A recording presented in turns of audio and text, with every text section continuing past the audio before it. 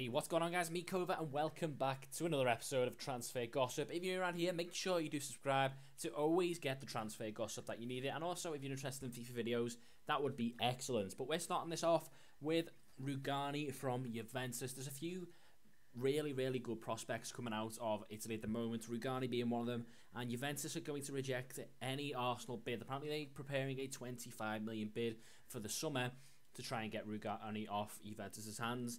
Don't know why he'd leave to go to Arsenal. I think Juventus are a bigger club, but you know, you never know. People may be tempted by cash and potentially the chance of having a first team opportunity. But Juventus aren't interested in selling him, and that could spell the end to Arsenal's interest. Next up is Michael Keane.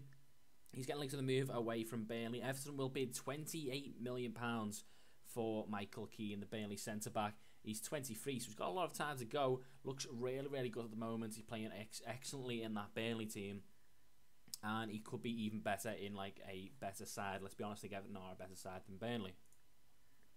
Next up is the big one for me. Liverpool are getting linked with Naby Keita to energise their midfield. Let's be honest, you know, if anyone watched the Monday Night Football, it's safe to say Liverpool have huge problems.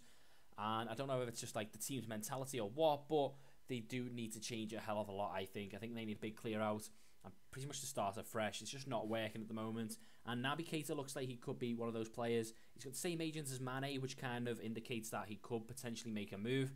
I don't know why Leipzig would sell. It may just be down to whether the player wants to make the move or not, and whether the agent force it through. Only 22, so he has got a hell of a future, this guy. Already, you know, absolutely smashing the Bundesliga, doing so well in there at the moment for Leipzig.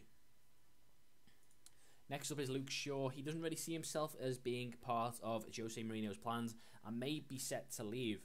He hasn't featured too heavily. I know he's had a few injuries, but he really hasn't featured too heavily for Jose Mourinho, and that is the indication that he may want to try and push for a move away. Next up is an absolutely massive talent. If you haven't seen his 3 goals during this past week or so, you need to see them. They are absolutely screamers from like in between the like the middle of the pitch. It's absolutely crazy. Right foot and left foot long shots for days. This guy looks incredible. Yuri Tielemans, he has been a long time wonder kid, or potential wonder kid as people have been saying. He's only got an 82 rated card at the age of like, I think he's 18 now, and he's getting linked with an Everton move. They are told it'll cost more than 15 million, which is what they were rumoured to be going for, but they are told by Anderlecht it will cost a hell of a lot more to get him. And to be honest, I wouldn't be surprised if there was a mad scramble for this kid's name. He looks absolutely insane. Next up is Cesc Fabregas. He's getting linked to the moves at AC Milan. They are set to revive their interest in Fabregas in the summer. They've been long-term admirers for him. Another big Liverpool story is Daniel Sturridge's future. They will be decided in the summer. It doesn't look too promising by Klopp's words, though. However, because he came out and said, you know, it will be decided in the summer, he may have the chance to leave.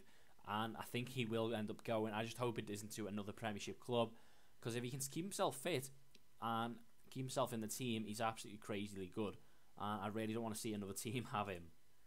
Next up is Insigne. Arsenal have sent scouts to Napoli to watch Insigne against Juventus. Obviously, they ended up getting beat, but Arsenal scouts are apparently present to run the rule over him. Everton are ready to offer Wayne Rooney a chance, an alternative to China. They are ready to offer him a chance to stay in the Premier League. Don't think they can match what wages he's on at Manchester United at the moment, and I don't think they certainly can't match the wages offered in China, but they can offer first-team football in the Premier League. One player who looks like he may not be going to China is Salomon Rondon. The West Brom chairman has basically warned Chinese clubs off Rondon. I think their transfer window has just shut anyway, but he is not interested in selling him, and that includes the summer as far as I'm hearing.